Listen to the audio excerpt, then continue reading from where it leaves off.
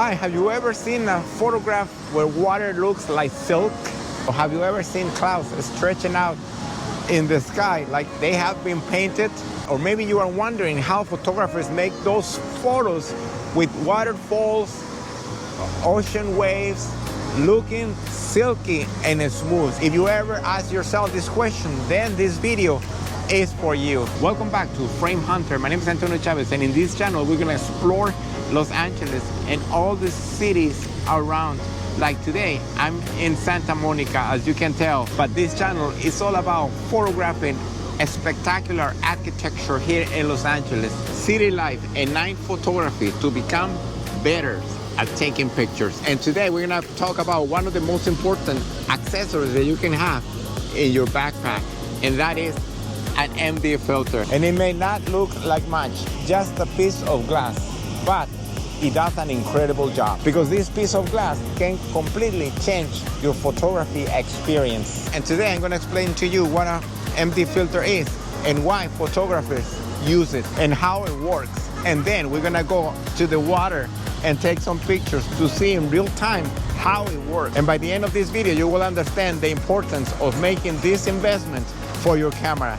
Let's get started. And the easiest way to understand MD filters is to think about sunglasses. When you are out here, when the sun is bright, sunglasses will help you reduce the light that goes into your eyes. And MD filters do exactly the same for your camera. It reduces the light entering the sensor without changing the colors of your photograph. And now you might be asking yourself, why do I need less light? And that's a great question, because when you are using your camera during the day, your camera automatically is gonna choose a fast shutter speed because there is plenty of light. And sometimes your shutter speed is gonna be 500 or 1000 or even higher. And those shutter speeds are great if you are freezing an image, like a bird, a car passing by, or a bicycle. Anything that you want to freeze, that's a great shutter speed to handle that, or anything that is moving quickly. But sometimes freezing a shadow is not what we want. We want to show motion, we want to capture movement, and we want movement as a part of a photograph. That's when we need an MD filter, because photograph is not about recording movement. Photograph is interpretation, and every photographer sees the world in a different perspective. Some photographers want to freeze every drop of water, and others prefer something that looks smooth, silky, and peaceful. And none of them is wrong. It's just different aspects of creativity. And an MD filter allows us to create something different. It allows us to capture movement, and instead of stopping motion, allow us to show motion. Think about waterfalls. Without the MD filter, we're gonna freeze every drop of water, but using an MD filter is gonna create motion, and that look that creates peace. With the MD filter, the photograph looks silky, and suddenly the entire photograph reflects peacefulness. And the same thing happens with rivers, with the ocean, with cars, anything that is in motion. Taking the photograph with an MD filter is gonna show that silkiness of the water, motion on the cars passing by, or lights at night, the trail of lights at night. All this creates peacefulness in the photograph. This filter allows us to slow time, and that is something that I really enjoy as a photographer. So enough talking, let's go and take some pictures down to the water. Hi. So you can see the water waves here that we're gonna photograph using the MD filter, and you're gonna see the difference. So I'm having a hard time setting up the camera because the waves are coming all the way here, and it's giving me a hard time to do it, but you have to bear with me. So I'm gonna have my MD filter to the first stop. This MD filter that I have has 5 stops, so I'm gonna use the first one, take a picture, and then the second one, the third one to the last. I have to move a little bit back because the water is coming all the way up here. So I'm gonna do 4 parts of a second to take this picture on the first stop with 100 ISO. So I got the first stop. I'm gonna take another picture with a different shutter speed of 3 parts of a second. And I want to show you as I move my camera around here. Hopefully you get to see. So it's 3 parts of a second, 100 ISO, and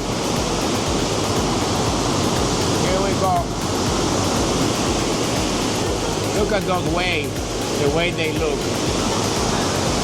I'm gonna go a little darker, take a second picture of those water waves coming up.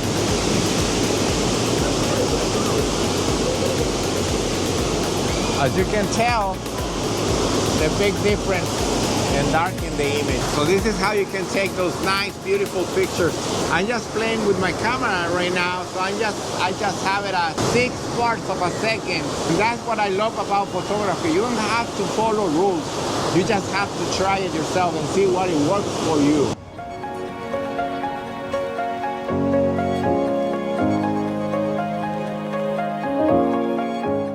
So as you've seen, I took different pictures at different shutter speeds, helping us with the MD filters, rotating it from the first to the fifth stop, which is the darkest on this filter. Of course, there are other filters you can buy.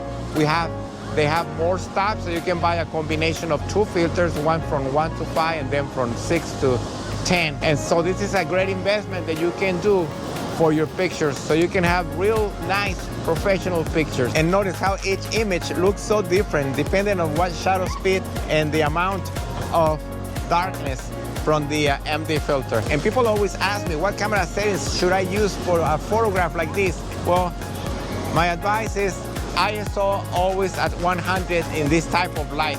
During the day, the lowest possible light that you can get into your camera is the best. So that gives you the cleanest image. Also, the f-stop you can do from 8 to 11 in an environment like this, because those apertures usually produce the best images. And then the shutter speed, it needs wherever it needs to be, whatever the situation, whatever the darkness, wherever you are. Like we were right underneath the bridge, the pier of here, Santa Monica, to take those pictures. So it's a little less light, so your shutter speed has to be adjusted, and you just have to try it yourself. This is what I love about photography. It's not something that you have to follow any rules. It's something that you have to play with your camera and see what it works for you and your image.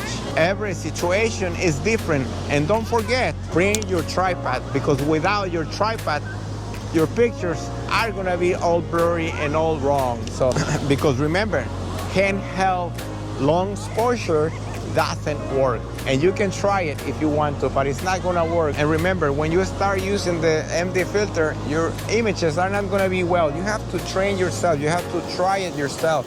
You have to try taking many pictures and see what it works best, the setting that works best for you, your image, and the environment where you are gonna be taking that picture. And remember, buy a good quality MD filter. A good glass is gonna allow you to take those professional pictures, because a cheap glass is gonna create or bring in other colors that you don't want in your picture. So remember, good glass is a good investment for your equipment. And don't forget, using the MD filter is not a good idea all the time. Sometimes you have to freeze the image to tell the story. Because remember, being a photographer is not about following rules. It's about being creative. And one of the things that I love about photography is because it teaches me to slow down. And that's what MD filter does for your camera as well. You begin to think about more compositions, light, environment, speed, aperture, and become a better photographer. And if you never used an MD filter before, I hope this channel will encourage you to start using one. And remember, you don't need the most expensive camera. You just need an MD filter to start taking professional photos. And if you are using an MD filter, let me know which one are you using. And if you already are using one, let me know what's your favorite thing to photograph. So till the next time, keep exploring and hunting for the next frame.